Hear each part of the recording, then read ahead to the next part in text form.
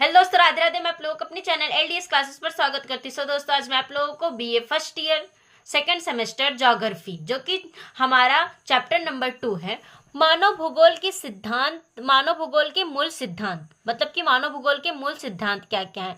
Fundamental principle of human geography. इसके अंतर्गत हम 3 टॉपिक का अध्ययन करेंगे। हमारा पहला टॉपिक है क्रियाशीलता का सिद्धांत या परिवर्तन का सिद्धांत। हमारा दूसरा टॉपिक है पार्थिव एकता या अंतर संबंध का सिद्धांत। और हमारा टॉपिक नंबर 3 है क्षेत्रीय विभेदीकरण या क्षेत्रीय विविधता का सिद्धांत। मानव भूगोल में जिन प्राकृतिक तथा सांस्कृतिक तत्वों का अध्ययन किया जाता है वे सभी परिवर्तनशील हैं, यद्यपि उनके परिवर्तन की स्थिति, अवधि और मात्रा भिन्न भिन्न हो सकती है। मतलब कि मानव भूगोल के अंतर्गत जिन प्राकृतिक और सांस्कृतिक तत्वों का अध्ययन किया जाता है उनमें परिवर्तन की जो अवधि है, समय और गति और मात्रा भिन्न भिन्न हो सकती है। इस प्रकार परिवर्तन की प्रक्रिया में मानव भूगोल के विभिन्न तत्व निरंतर क्रियाशील रहते हैं। मतलब कि जो परिवर्तन की प्रक्रिया है उसमें मानव भूगोल के विभिन्न तत्व निरंतर क्रियाशील रहते हैं। इन तथ्यों के आधार पर मानव भूगोल के सार्थक अध्ययन के लिए निम्नलिखित 3 मौलिक सिद्धांत का प्रतिपादन किया गया। पहला सिद्धांत हमारा है क्रियाशीलता का सिद्धांत या परिवर्तन का सिद्धांत।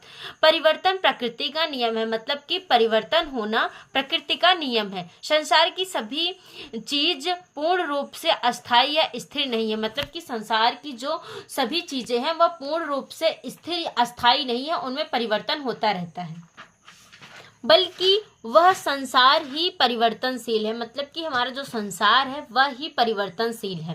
फ्रांसीसी भूगोलवेत्ता ब्रुश का मत, इनके अनुसार हमसे संबंधित प्रत्येक चीज परिवर्तित हो रही है, प्रत्येक चीज बढ़ रही है अथवा घट रही है। वास्तव में कुछ भी गति रहित या परिवर्तन रहित नहीं है। मतलब कि जो चीजें हमसे संबंधित हैं उनमें निरंतर परिवर्तन हो रहा है या उनकी मात्रा बढ़ रही है अथवा घट रही है। वास्तव में कोई भी चीज स्थिर नहीं है।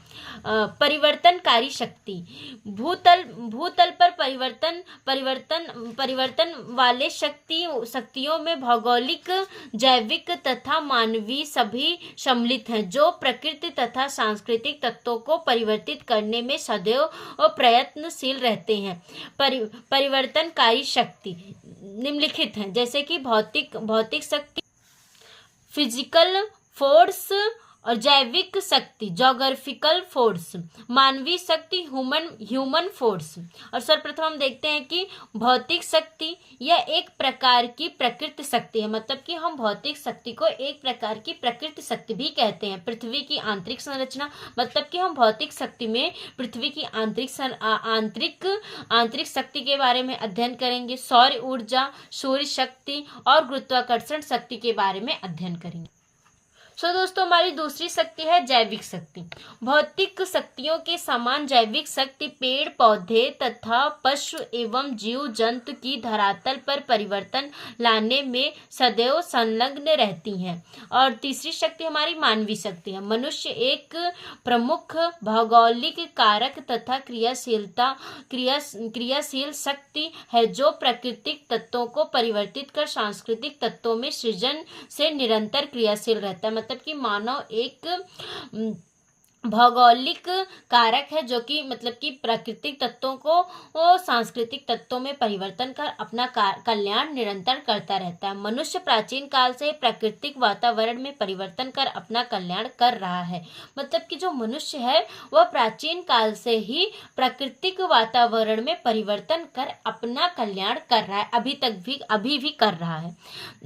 तो हमारा दूसरा टॉपिक है पार्थिव एकता या अंतर संबंध का सिद्धांत। संसार के सभी भौगोलिक तथ्य, चाहे वे भौतिक हो या सांस्कृतिक, जड़ हो या चेतना, एक दूसरे से किसी न किसी रूप में संबंधित हैं और किसी भी तत्व का पृथक एवं स्वतंत्र अस्तित्व नहीं है। मतलब कि किसी भी तत्व का पृथक और स्वतंत्र अस्तित्व नहीं है। एक तथ्य अन्य तथ्यों से संबंधित या प्रभावित होता है। मतलब कि एक तथ्य दूसरे तथ्य से प्रभावित होता है। हमारा तीसरा टॉपिक और आखिरी टॉपिक है क्षेत्रीय विभेदीकरण या विविधता का सिद्धांत। भूतल का गहनता से अध्ययन करने से पृथ्वी की बनावट भी भिन्नता से युक्त है।